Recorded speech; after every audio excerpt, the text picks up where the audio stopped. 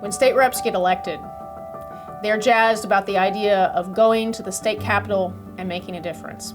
And so often, when they get there, instead of being empowered and encouraged by those in power, they're told to sit down, shut up, kiss the ring, and wait in line.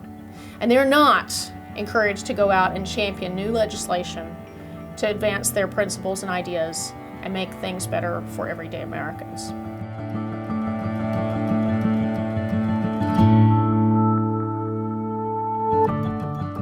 He thought he was going in to work with other legislators that were all about liberty and freedom, and yet he found out that he had to stand alone, and he did it. I would say a patriotic statesman is somebody who puts principle over party in their fight for liberty and are willing to go against the flow to make the real change that we need to have happen to preserve our liberties. When I got elected, I just wanted to be the legislator that I wished I would have had. So I'm walking through the state house and I'm climbing this long flight of stairs and I'm huffing and puffing as I'm going up the stairs, and I'm thinking, every time I walk up these stairs, I'm going to think about the people that sent me. And I did that every day for my entire time that I was in the state house there.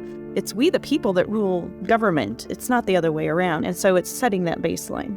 So early on, the speaker had promised that if I don't fall in line and do what he wants, then there'd be consequences. So we got a lot of policy done. None, but I never had a bill go through with my name on the top.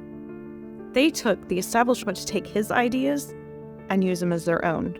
The rumor had it there were like 20 conservatives in the House. Hey, we might not have a majority of the majority, but hey, we should be able to work together and get stuff done. And then I realized that they have these psychological processes that they put us through and get us to fall in line. So when the Constitution says that the right to bear arms shall not be infringed, then it's my duty to make sure that the state of Indiana does that so the citizens have that right. So constitutional carry prevents you from needing a permission slip from the government to lawfully carry a handgun for self-protection.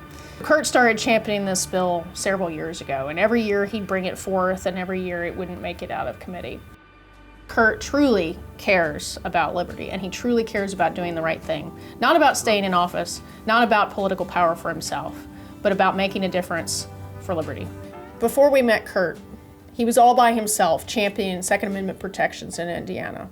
And it was discouraging. He was principled and he was dedicated, but he felt like he was all alone pursuing this by himself. So the first 4 years I was trying to do the right thing. I always wanted to stand up for liberty. My power did not come from the leadership structure and from the top down and the people in the building here, but the power came from the people back home.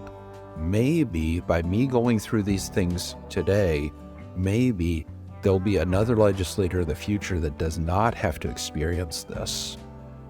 And it's not just that Indiana is more free today because of my time there, but the effect that my time there will have on the legislators for the next decade. So after I learned about Hazlitt, and I realized that there were other people around the country that were doing the same thing that I wanted to do, and I could learn from these people, that really gave me this increased confidence in what I was doing. I remember him going to the first Hazlitt. He called me when he got there, and his voice was like different. He had this excitement in his voice. I said, "Where are you and what are you doing?" And he said, "I'm at home." Hazlitt is this coalition of liberty legislators from across the country.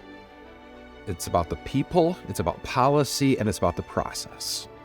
Our coalition of state reps is a lot like the founders of this country. They're normal people who care very much about liberty for themselves and for future generations. They have made the sacrifice to run for office, to go and serve, and to truly champion pro-liberty bills. So we got constitutional carry in Indiana because Hazlitt created the environment, brought the pressure. Well, Hazlitt Action sent the door knockers into Indiana here this year to especially pressure the Senate. By then, the House was good and ready to have it done. They knew what was coming their way. But when Hazlitt Action started knocking on doors in Senate districts, that was what motivated the Senate to get it done too, because they did not want to have happened in the Senate what was transpiring in the House over this issue. This was truly a team effort because college students mobilized all across the state to knock doors, make phone calls, and send mailers to help mobilize grassroots support on behalf of this bill. And as a result, the bill passed. In 2019, when I attempted to get the roll call vote on constitutional carry, the floor leader told me that he does not support constitutional carry and there's no way he would ever vote for it. But by 2021, when he came back, he was the top co-author on the constitutional carry bill that year. When it passed in 2022, this year, he was once again the top co-author on the bill. That was a very distinct way that Hazlitt had an influence on this. And others saw that too and decided we would rather be on the right side of this issue and support constitutional carry than to go through what floor leader just went through. This coalition was able to make 91 million Americans more free in 2022. These are bills that make a real difference in Americans' lives. It's the other legislators and it's the camaraderie and realizing that you're not alone in this fight, but there are other people who are across the country that are fighting the same fight that you are. By having this organization here that is pushing back, that is what's going to make the change over the years. Everyone can stand for liberty in whatever way they can.